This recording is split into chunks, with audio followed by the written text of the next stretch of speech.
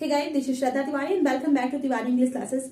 आज की इस वीडियो में हम आपके लिए यहाँ पे 3 फिगर ऑफ स्पीचेस लेकर आए हैं। Figure of speech in Hindi it is called अलंकार। तो ये 3 फिगर ऑफ स्पीचेस हैं, ऑक्सीमोरॉन, पैराडॉक्स, एंटीथेसिस।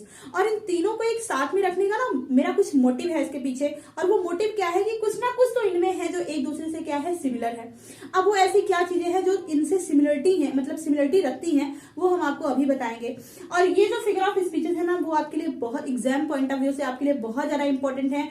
और ये इंपॉर्टेंस आपको तब समझ आएगी जब आप वीडियो को एंड तक देखेंगे। ठीक है, तो आप वीडियो को जरूर देखिएगा एंड तक, और तब आपको ये पूरी तीनों फिगर ऑफ स्पीच अच्छे से समझ में आएंगी। तो सबसे पहले अगर हम देखो, अब अभी मैंने कहा कि इन तीनों में कुछ ना कुछ तो ऐसा है जो एक दूसरे से सिमिलर है। अब वो है क्या? देखो, इन तीनों में एक चीज तो कॉमन है कि इन तीनों में कुछ तो ऐसा है जो एक दूसरे से क्या होता है, कॉन्ट्रास्ट में होता है। ये जो फिगर ऑफ स्पीचेस हैं, चाहे वर्ड्स हो या आइडियाज हो, वो एक दूसरे के कॉन्ट्रास्ट में होते हैं। ठीक है, एक दूसरे के विपरीत होते हैं। तो कहीं ना कहीं इन तीनों फिगर ऑफ स्पीच में आपको कैंट्राडिक्शन वाला जो एक सेंस होता है वो आपको देखने को मिलेगा। अब सबसे पहले अगर हम पढ़ते हैं किसको, ऑक्सीमोरॉन को। ठीक है, ऑक्सीमोरॉन को पढ़ते हैं। अब ऑक्सीमोरॉन में अगर हम देखें तो ऑक्सीमोरॉन एक ऐसी फिगर ऑफ स्पीच होती है, इसका यूज हम ऑक्सीमोरॉन को हम किसी भी, मान लो आपको कोई स्टेटमेंट दे दिया गया, कोई सेंटेंस दे दिया गया, अब वहां पे ऑक्सीमोरॉन आप तब बोलोगे जब एक ही फ्रेज में 2 वर्ड्स इस तरह से पास पास रखे गए हों कि वो दोनों ही वर्ड्स एक दूसरे के कॉन्ट्रास्ट में हो ना। वर्ड्स और फ्रेजेस इस तरह से रखे गए हों कि वो एक दूसरे के क्या हो, कॉन्ट्रास्ट में हो। और जनरली होता क्या है कि एक वर्ड नाउन होता है और एक वर्ड एडजेक्टिव होता है। ठीक है, एक वर्ड क्या होता है, नाउन होता है, और दूसरा वर्ड क्या होता है, एडजेक्टिव होता है। जैसे कि अगर हमने यहां पे देखो, pleasing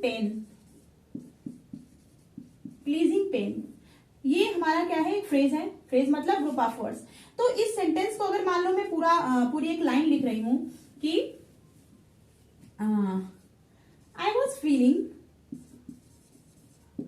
feeling a pleasing pain. ठीक है, अब ये कैसे पॉसिबल हो सकता है भाई कि पेन भी है लेकिन वो खुश करने वाला दर्द है ना। पेन है लेकिन वो क्या करने वाला है, प्लीज करने वाला। तो आप देखेंगे ये एडजेक्टिव का काम कर रहा है, ये किसका काम कर रहा है, नाउन का काम कर रहा है। तो जब 2 वर्ड एक दूसरे के कॉन्ट्रास्ट में हो, ठीक है, और जनरली होता क्या है कि वो वर्ड्स ना, जनरली कहीं का एक्सेप्शन भी हो सकता है, तो सामान्यता होते क्या है कि 2 वर्ड एक दूसरे के कॉन्ट्रास्ट में होते हैं, और वो दोनों ही वर्ड में एक एडजेक्टिव का काम करता है, एक नाउन का काम करता है। तो जब इस तरह का कॉन्ट्राडिक्शन आपको देखने को मिलता है कि 2 वर्ड आपस में मतलब एक साथ रखे गए हैं, 2 शब्द, और वो 2 शब्द एक दूसरे के विरोध में है, एक दूसरे के कॉन्ट्राडिक्शन है, तो वहां पे एक वर्ड आपका नाउन होगा, एक वर्ड आपका एडजेक्टिव होगा। तो उस पर्टिकुलर फिगर ऑफ स्पीच को हम क्या नाम देंगे, ऑक्सीमोरॉन। ठीक है, क्या नाम देंगे, ऑक्सीमोरॉन। ठीक है, यहाँ पे I was feeling a pleasing pain, तो आप प्लीजिंग पेन को देखोगे, जैसे कि आप अगर क्लास 12th में हो तो वहां पे जो आपकी पोएम है रोड साइड स्टैंड ना, रोड साइड स्टैंड, वहां पे एक लाइन है ग्रीडी गुड डूअर्स ना, ग्रीडी गुड डूअर्स, एंड एक और उसके आगे है प्रे ऑफ करके कुछ था, एग्जैक्टली मुझे याद नहीं है, लेकिन वहां पे भी ये दिखा है ग्रीडी गुड डूअर्स ना,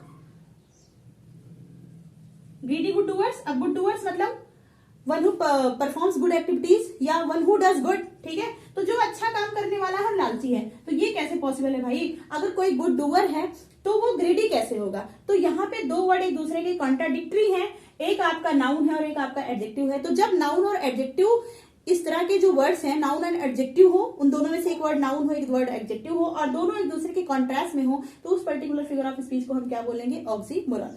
तो अब तो आपने देखा कि वर्ड्स क्या हैं, वर्ड्स एक दूसरे के कॉन्ट्रास्ट में होते हैं, किसमें, ऑक्सीमोरॉन में। ठीक है, ये आपने सीखा, ये ऑक्सीमोरॉन की पहचान है। अब रही बात पैराडॉक्स की, तो पैराडॉक्स क्या है भाई?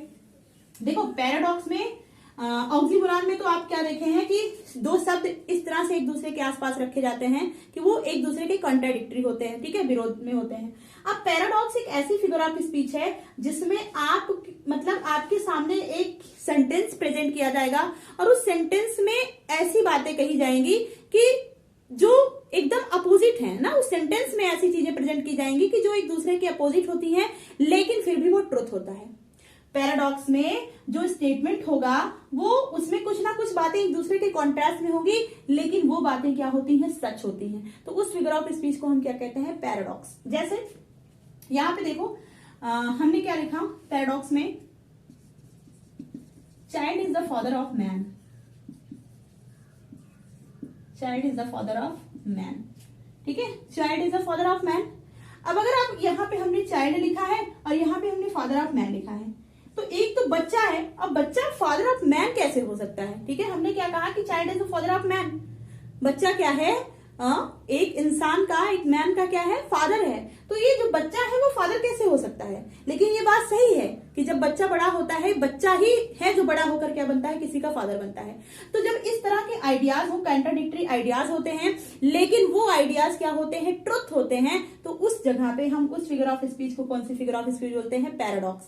ऑक्सीमोरॉन में आपने देखा मैंने ट्रुथ वाली वहां पे बात नहीं करी थी ना, वो ट्रुथ होगा कि क्या नहीं होगा मैं उसे नहीं जानती, लेकिन पैराडॉक्स एक ऐसे स्टेटमेंट को आपके सामने प्रेजेंट करेगा जिसमें कुछ बातें एक दूसरे के कॉन्ट्रास्ट में होंगी, लेकिन जो कॉन्ट्रास्ट में तो होगा लेकिन वो बातें क्या होंगी, एकदम सही होंगी, ठीक है।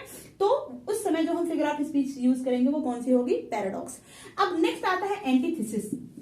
तो एंटीथेसिस क्या होता है भाई, देखो एंटीथेसिस, इसमें आपने पढ़ा एक ही सेंटेंस में इस तरह से ऐसे बातें रखी गई होती हैं जो एक दूसरे के कॉन्ट्रास्ट में होती हैं, लेकिन वो क्या होता है, एकदम सच होता है, ठीक है, जो भी बातें कही गई होती है भले वो एक दूसरे के कॉन्ट्रैरी हो लेकिन वो चीजें सही होती हैं। लेकिन अगर हम एंटीथेसिस की बात करें तो एंटीथेसिस में क्या होता है कि दो स्टेटमेंट एक दूसरे के कॉन्ट्रास्ट में होते हैं, ठीक है, टू क्लॉज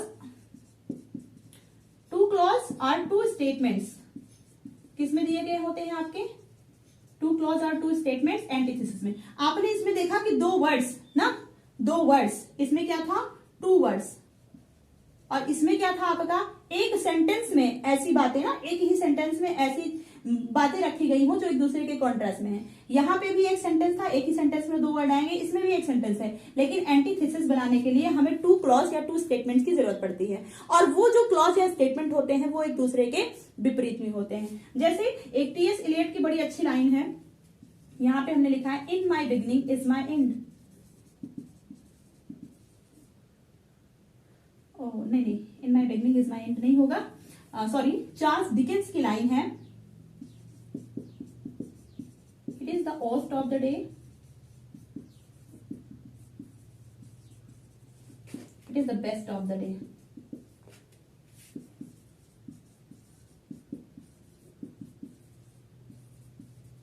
ठीक है, चार्ल्स डिकेंस की एक नॉवेल है tale of two cities, Charles Dickens की एक नॉवेल है टेल ऑफ टू सिटीज, तो उस लाइन की, उस नॉवेल की शुरुआत ही इसी लाइन से होती है, it is the worst of the day, it is the best of the day.